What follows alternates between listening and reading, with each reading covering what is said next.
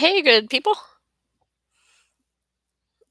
Oh, I'm so parched. I am sorry that I had to move the time up an hour.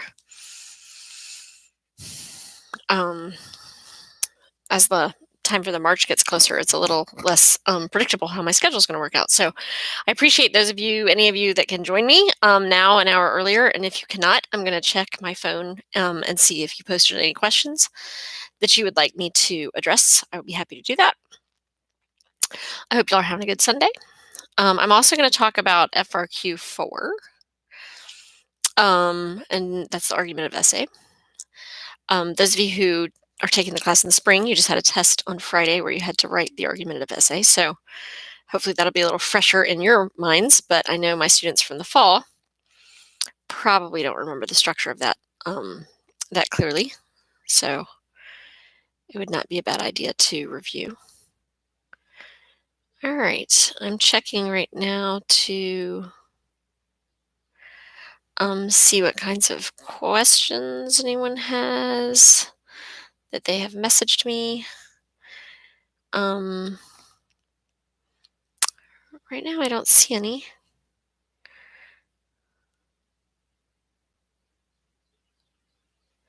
Okay. Let me check my other classes real fast. So that's third period. Let's see what second period looks like. Nope, I don't see any questions there. And let me see what fall looks like. Nope, I don't see any questions there. Okay, so let's talk about unit the FRQ4. Okay, it's the argumentative essay, and they're going to give you a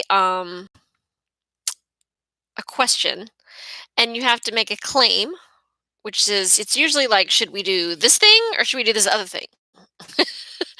Do you support this position or do you support that position? And you're going to say, first of all, you want to think about both positions and go ahead and outline out what a response to each of those positions would be based on the document you're provided or documents you're provided. Because you're going to have to argue both sides anyway. So you might as well go ahead and just kind of brainstorm like, well, okay, given the foundational documents that I'm provided, how do those documents, usually one of the documents supports one of the positions and one of the documents supports the other position. Not always, but I've noticed a pattern in that sense. Okay. And then you need to decide which thing you're going with. So pre-writing is very important in the argumentative essay. Okay. And then you want to state which position you're supporting. It's one or the other, and your line of reasoning. Okay, so there must be a line of reasoning that tells what your position is and because. You have to explain because this and this. Okay, and then what follows should tie back to that line of reasoning. So once you've made your claim and you've established a line of reasoning, the next thing you do is you pick one of the foundational documents that's provided. Okay. The required documents are on Google Classroom. Actually, I've posted there copies of every document, like the entire text of it, if you want to just look over them again.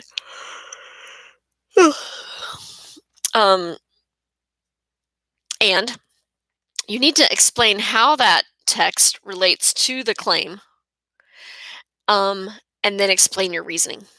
Okay. Then you have to provide another reason to support your claim. And usually you can use the other foundational document provided. I tend to find sometimes that that's not actually that helpful. Or they'll let you use a different foundational document. Also, sometimes they will let you use in the second argument to support the claim and line of reasoning. They will let you use your knowledge from the course to tie it back to the thesis and the line of reasoning. Okay, so claim, line of reasoning, first foundational document, explain how it relates to the claim and tie it back to the claim very closely and explain.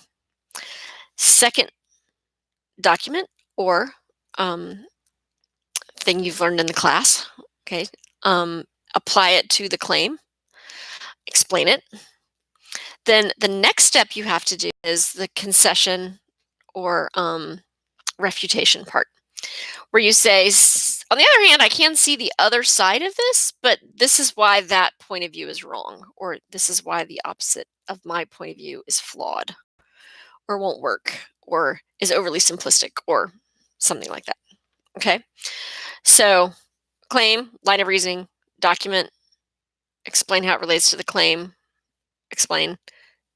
Next document or thing you learned in the class, explain how it relates to the claim. Concession, refutation. Explain why the opposite point of view than your thesis is flawed. Then you're done. Okay. You don't have to write some fancy introduction, you don't have to write some fancy conclusion, any of those things. Okay. Precision of language is really important. And this is also posted on my Google Classroom, and I fed it out through Remind. And it was created by one of the test creators to help you think through what I just said.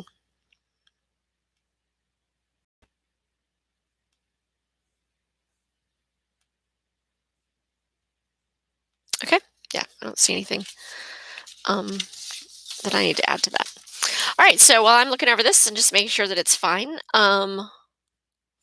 could you please post any questions you have, and I will address them.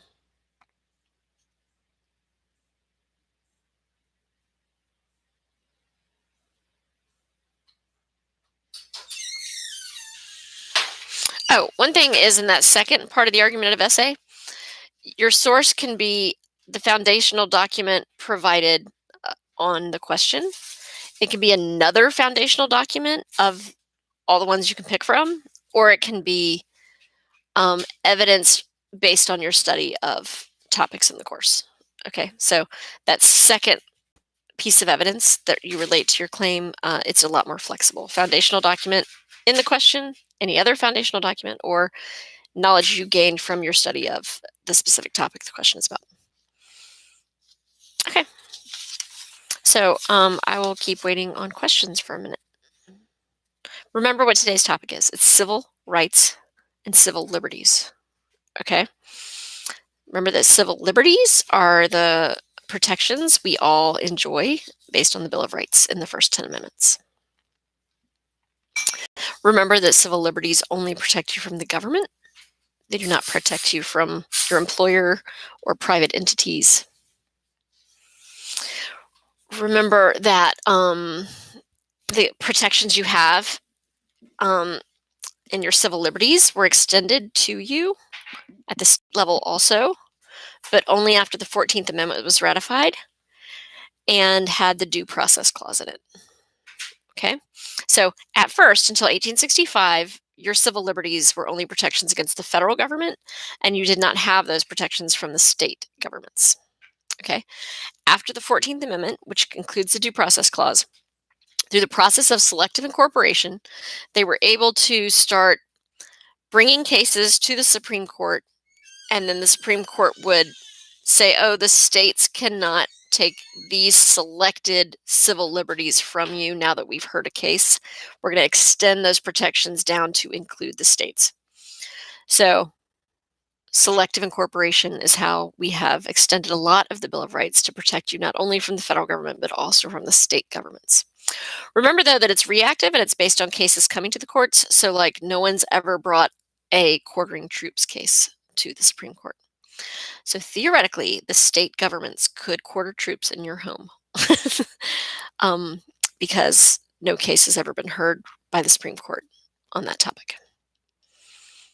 But a lot of the other civil liberties have been now selectively incorporated and extended to the states. One of the most recent ones being the Heller decision, which protected you and your Second Amendment rights to own a firearm. Okay, so that's just a little get you calibrated kind of reminder of some of the more complicated parts of the class related to selective incorporation. Okay, that's a great question, Helena. Hey, I saw you running today too in the neighborhood this morning. Whew, seems like a long time ago. You only need to know the cases required for the AP exam by name and the background. So um, there are a lot of cases in the review sheet that you don't need to know by name and facts of the case. These materials that I made for review are before they told us which cases you had to know. However, all those cases you don't have to. The ones that are on the review sheet but are not required by the College Board. The rulings in those cases are good to know. It just helps you kind of like know where we stand with what common law is in the country, but you don't have to recognize them by name in like the multiple choice or be able to like write them out in your FRQ. The ones that are in the review sheet, but not required by AP. So the only ones you need to know by name, be able to write the name, recall it, recite the facts, all that stuff is the ones required by the College Board. Okay. So in terms of names of cases, those are the only names of cases you have to know and facts of those cases.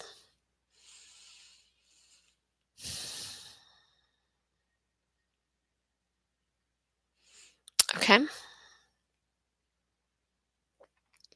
So while y'all are thinking of new questions, let me talk a little bit about civil rights. Okay.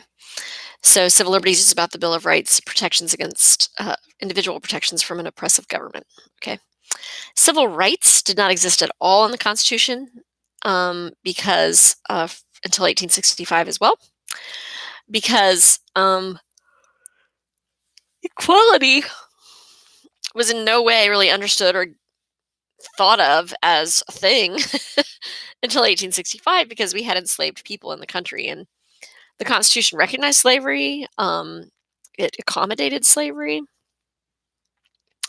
So, despite the fact the Declaration of Independence said all men are created equal, the Constitution in no way reflected that claim until 1865, when the 13th Amendment freed the slaves, the 14th Amendment said Black people were citizens, and they had due process protections that they can't take people's life, liberty, or property without due process of law. That's the due process clause of the 14th Amendment. And then the second part of the 14th Amendment you have to know is the equal protection clause. It says that everyone has equal protection under the law. And while that part of the 14th Amendment was in no means realized for a very long time, it is going to be a driving force that is going to be used to push the nation towards trying to live up to that ideal. Yes, that's exactly right, Matthew. Civil rights is the levels of scrutiny. Okay. So once civil rights says we do have equal protection of the law, we start deciding. Sometimes it's like okay if people are discriminated against because that discrimination is not arbitrary. Okay. So we talk about this when we talk about reasonableness scrutiny, the standard of reasonableness, which is, well, we don't let quadriplegics become NFL quarterbacks because it's reasonable with that level of disability that you cannot do the job. Okay. So we allow discrimination against quadriplegics in the NFL. Okay. Same thing with reasonableness being the standard for age discrimination. Okay. We understand that there's some things 5-year-olds just shouldn't be able to do. We should discriminate against 5-year-olds or people based on their age. Okay. So age and disability is reasonableness level of scrutiny. As long as it's reasonable while you're discriminating, you can discriminate. Okay. It can't be arbitrary. The next level of scrutiny is what we call medium scrutiny. And gender has typically applied here. It means that usually the court's pretty suspicious if you're discriminating on the basis of gender, but there are some times that it makes sense to discriminate on the basis of gender. So let's say you are banning men from the lactation room at a workplace. Well, men don't lactate, so it's fine if they're not allowed to use that space. Okay. Homosexuality has been sometimes considered medium scrutiny. We might see some change in that as we come to different conclusions about the degree to which one's sexual orientation is a choice or a matter of birth. So I just heard the other day on the radio that there still could be some movement of sexual orientation in terms of levels of scrutiny. Um, transgenderism is very much in the flux. What's not in the flux is that race is the highest level of scrutiny because the courts tend to not think there's really any reason why you should discriminate against people based on the amount of melanin they have in their skin. That's a super arbitrary reason to discriminate against people. And that people with lots of melanin in their skin and people with very little melanin in their skin should be afforded all the same opportunities. Okay. Some exceptions to that is certain practices of affirmative action, which actually don't disadvantage people of color, but advantage them. Um, and so race is always the highest level of scrutiny. Okay, so affirmative action is giving preferential treatment to minorities. It used to be justified as a means of trying to make up for past discrimination and segregation that has resulted in a lack of ability to build generational wealth. It manifests itself in a couple ways in government policy by the mid-1960s. The first way is through college preferential treatment in college admissions. The second way is in the government setting aside contracts for minority-owned businesses so that they can receive federal government jobs, or the federal government will contract with them to build things, or they'll make money through the federal government's contracts. And the third one is a protection against hiring well, it's not affirmative action. That's just, we want to make sure people aren't discriminated against. And the way they're advantaged, I'm sorry, is in hiring. Okay, so for example, within the federal government, the Office of Personnel Management makes sure that a certain number of minorities are always included in the hiring process and those things. So hiring, contracts, and college admissions have been the ways in which affirmative action has been actively practiced and supported by the government. Proposition 209 is when California has the initiative process, which allows the people to put laws on the ballot to be voted for by the majority or by the people. And some white people, I assume, in California who were not supportive of affirmative action in college admissions, and they thought that it was like reverse discrimination. They put Proposition 209 on the ballot to end affirmative action in California, and it did pass. So that was shocking. And Black and minority youth enrollment in the California schools public university system was, I think, cut in half as a result of that. Another kind of example of mob rule, and why our founding fathers might not have been for that, because it does allow the majority to discriminate against the minority through mob rule or popular rule. The Civil Rights Act of 1964 is the most important civil rights legislation ever passed in the country. It was pushed through by Lyndon Baines Johnson, and it said we do not discriminate in public accommodations on the basis of race, ethnicity, nationality, religion, or sex. The sex part was kind of a last-minute add-on to try and kill the bill, but it actually passed, so sex was added. They're still fighting about what they mean by sex in the Civil Rights Act of 1964. Are they talking about sex? Are they talking about gender? Are they talking about sexuality? It's been no small amount of consternation trying to decide that out through litigation. The Civil Rights Act means that you cannot discriminate if you are open to the public, so you provide public accommodations like your McDonald's. If you receive federal funding, so like universities that receive federal grants to do research, they cannot discriminate arbitrarily like that. However, and if you get government contracts, so if you do work for the federal government, your business receives contracts, you cannot discriminate. If you're a private organization who serves like a college that only uses private money to operate, you can discriminate. That's why Meredith College doesn't have to admit men, and there can be all male colleges as well. They're private, though. You can also discriminate in membership based organizations. So that's the Civil Rights Act of 1964.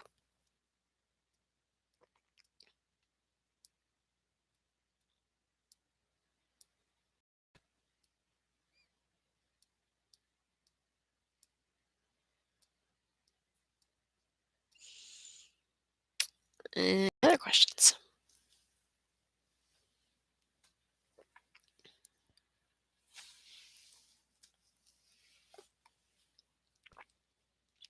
Let me check my phone and see if anybody else has messaged in any questions. Okay, so let's talk about U.S. v. Lopez. U.S. v. Lopez is about the Commerce Clause. And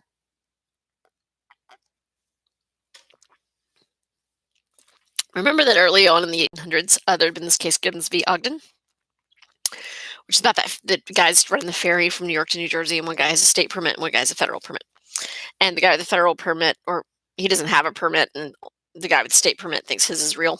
They eventually go to the federal courts, and the courts rule, the state of New Jersey can't issue a permit for trade between New York and New Jersey. Only the federal government can. So what that basically reinforced is the idea that the clause in the Constitution, the Commerce Clause, that says only the federal government can regulate trade between states, becomes apparent. Okay. And as more and more trade has begun to cross state lines due to technology and automobiles and trucks, and we created national markets, heck, we've created global markets. That means that the federal government can regulate almost all the trade that happens in the United States, which is a huge expansion of its power. And so if you remember in class, we charted the growth of federal power over different court cases at different times in history. But there came a point where it was like a steady increase of federal power due to commerce power. And it was in like I forget exactly what year Lopez is, but I think it's around the 80s. It's around that year that the federal government finally hits a wall with the Commerce Clause. And the court rules that the federal government's attempt to control gun-free school zones within states, that just went too far. That establishing where you can and can't take your gun is not related to commerce. It's not about a national market. It's not about trade. It's about where people who already possess something can or cannot go with it. And so U.S. v. Lopez was kind of finally the federal government being limited under the Commerce Clause, that the Commerce Clause wasn't this overarching thing that was going to give it unlimited power. So it kind of returned some power back to the states, whereas the federal government had been continuously taking power from the states through the Civil War, through the Civil Rights Movement. It's just steady growth in the scope and scale of government, the federal government especially.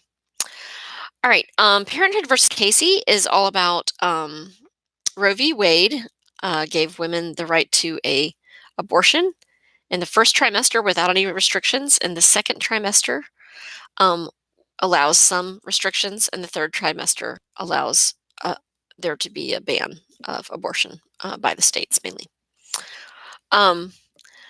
Planned Parenthood versus Casey.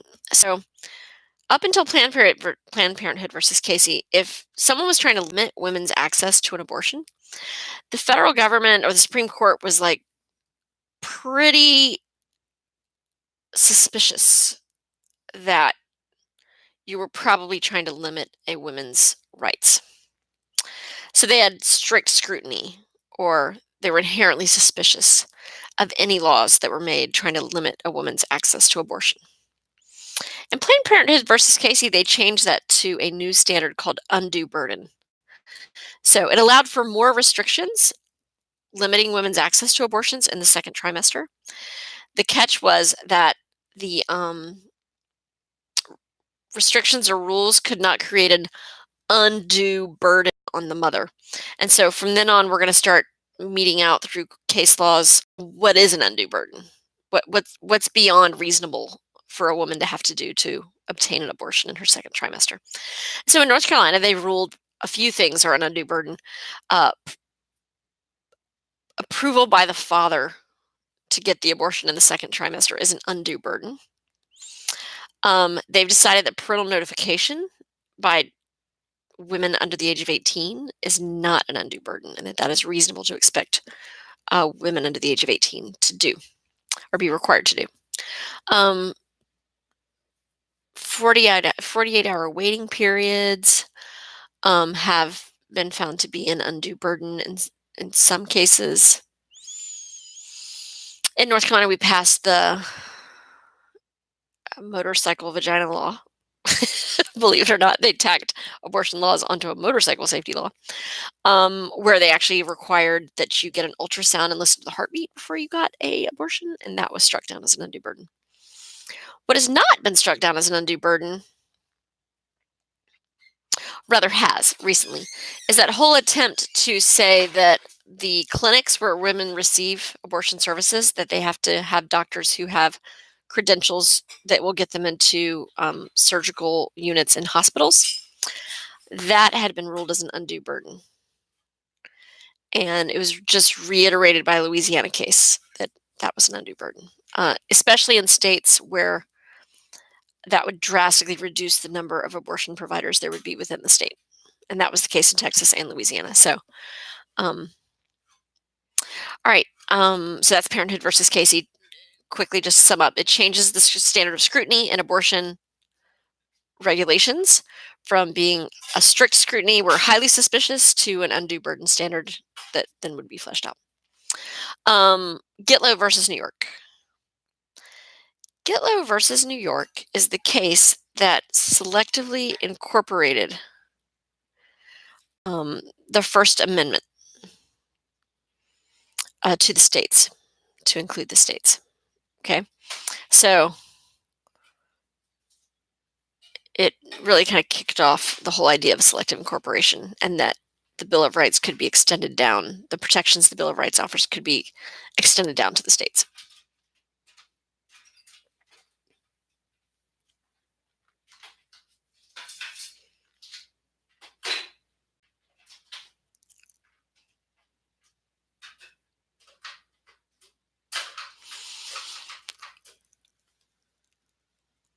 It's not good to be this tired on a Sunday.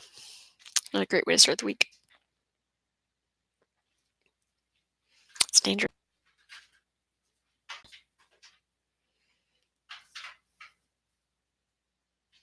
Any other questions?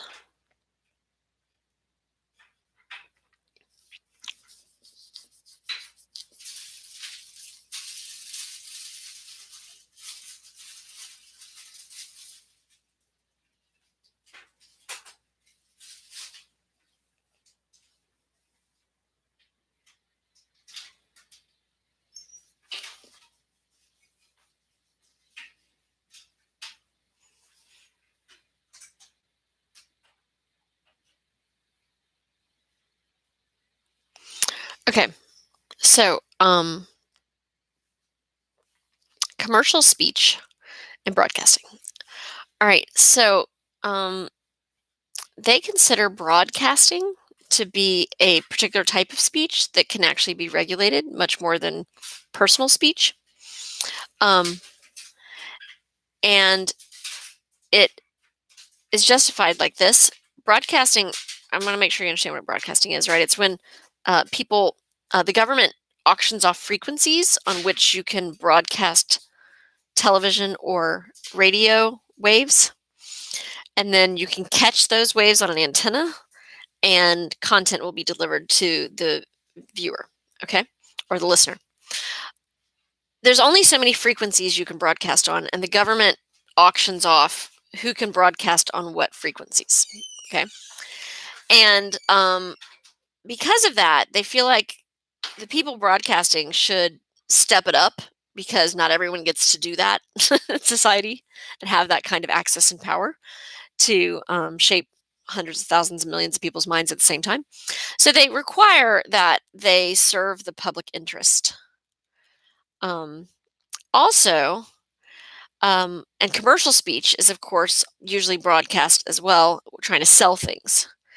And so they said that both types of speech, broadcasting and commercial speech, can be held to a higher standard than, say, there's basically no regulation on other speech like newspapers, um, because there's unlimited numbers of papers and web pages that can be produced that can say anything. So there's no need to regulate that in any way.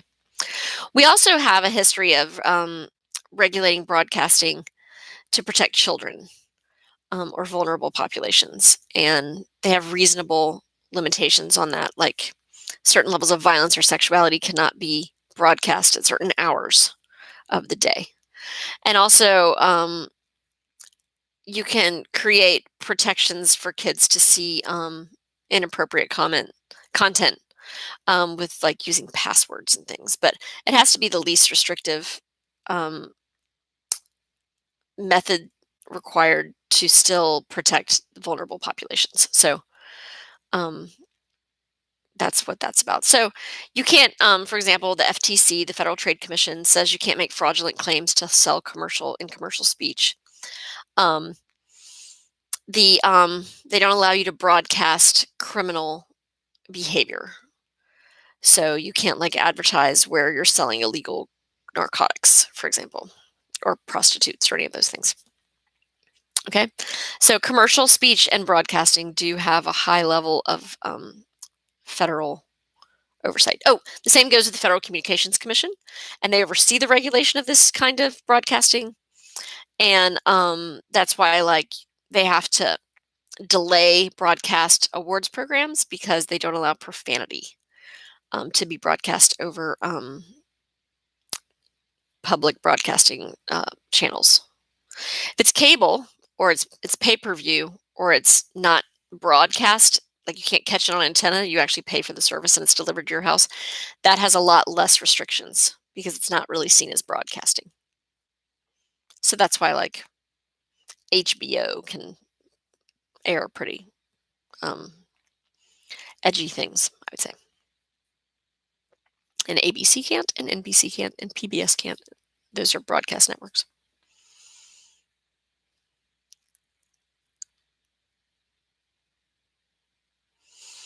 Okay.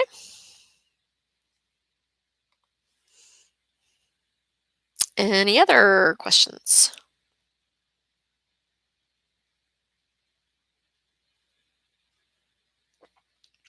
Oh, so if FTC stands for Federal Trade Commission, that's the agency that regulates commercial speech and makes sure you don't make false claims and things you're selling. And FCC is Federal Communications Commission.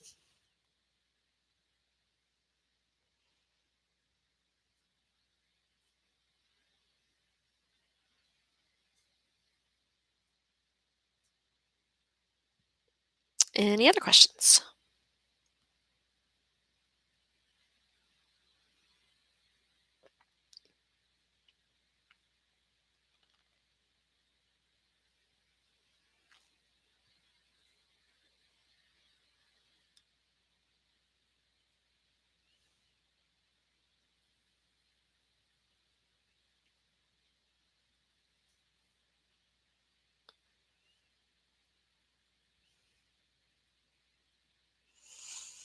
All right. Well, it does not hurt my feelings if nobody has any other questions. I'm not going to sit here in silence because people later on might tune in and they might be afraid they're going to miss something. Oh, okay. Got a few minutes. Furman versus Georgia, Gregg v. Georgia, and McCluskey versus Clinton. Okay. You do not need to know those cases by name. What you do need to, so it's a really good example of this. I'm glad you said this, Helena. You do need to know that in general, the Supreme Court has consistently upheld the death penalty. They have upheld it even though, like, in this state, you might do this crime and not get the death penalty, and in this state, you could do that same crime and you do get the death penalty. They're like, it doesn't have to be consistent for it to be legal. They do say that you can't have like clearly arbitrary and racist policies that make it much more likely that different groups of people receive different sentences. But they do not make the perfect the enemy of the good. As long as the states can prove that they did follow the law and they applied due process, then they generally have supported the death penalty. Also, They have not guaranteed you that the the the lethal injection or the whatever methods the state uses to put people to death, they have not guaranteed that that process has to be painless. So I would say in general, the Supreme Court has consistently been pretty supportive of the death penalty, which is an aberration about us compared to other Western democracies.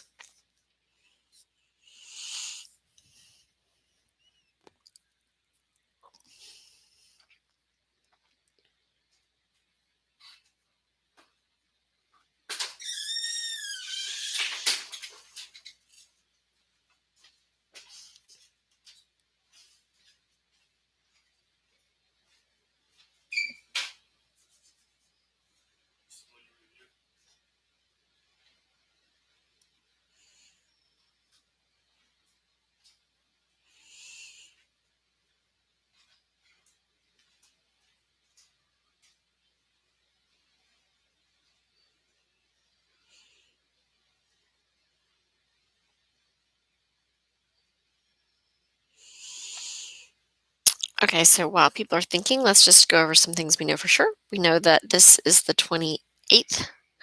We know that the next time that I review with you is next Sunday. It's going to be, what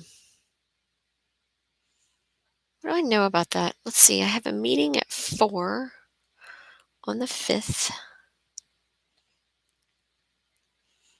So I think I said I can't remember what time I said I was going to change next week too. So let me look that up while we're all um, here together. Let me make sure I get my story straight. I think I said I was going to move it up. I don't remember what time. Okay. So let me clarify next Sunday. Since I know I scheduled a meeting to go to China at 4, it's going to either be like at 2. I think that would be smart, is to do it at like 2. Because I don't want to, don't want to be up too late that evening before the test. And it'd be nice if you like ate a good dinner, went to sleep. Okay. But we will not talk about FRQs, and we'll just kind of do a cleanup on Unit 5. Unit 5 is really expansive, but not that hard, I don't think. If you remember, it's about like political socialization, polling, linkage institutions, media, elections, parties, campaigns, interest groups. Yeah, so we'll review that last and next. This week, I will not be, we won't have school on Wednesday. So Wednesday is a really good day to study for your exam, to be honest. I'm not going to be available that whole day. So use Wednesday as a really good review day. And then you'll be really ready for Sunday's review session, have lots of questions to line up. Don't forget all the resources out there, okay? There's Cram for the Exam, guys on YouTube who teach. There's Crash Course AP Government. There's the AP website with a practice release test, a release practice test that you should take. You should have a review text. Okay, so there's actually a lot of great resources out there, even though this is the first time this exam has been given. Look over all the stuff I've posted on Google Classroom, foundational documents, required Supreme Court case backgrounds, FRQs, skeletons, and structures. And I think you're going to be fine. Okay, but this is the week to really, especially on Wednesday, just do your best to avail yourself of all the opportunities so that you don't have to cram the last night and get all stressed out. Okay. All right. Well, I'm going to sign off here at 6:40. We haven't had a question in a while, so hopefully that's an indicator that you either know what you need to know, you don't yet know what to ask, and me sitting here staring at you isn't really going to help that much. But I am available. Tuesday Smart Lunch, Friday Smart Lunch are really good days to come see me. Okay. We're closed on Wednesday. I don't know if I'm going to be at school or not on Thursday based on how Wednesday goes, in the sense of they're talking about trying to approve the budget at 12:01 on Thursday morning. And if I'm at the state legislature at 12:01 on Thursday morning, I might not come to school. So Just a thought. Oh, there's also a huge review posted on the website. It's a huge Kahoot review. It has like 300 questions. And whenever I'm not in school this last week, if I'm not in school, you're going to be doing that Kahoot review. So lots of resources. You got this. Thank you for tuning in, the faithful who are here, and those of you who will watch later. And I will see you next week, probably around 2 p.m. on Sunday for Unit 5. Okay. Y'all have a great night.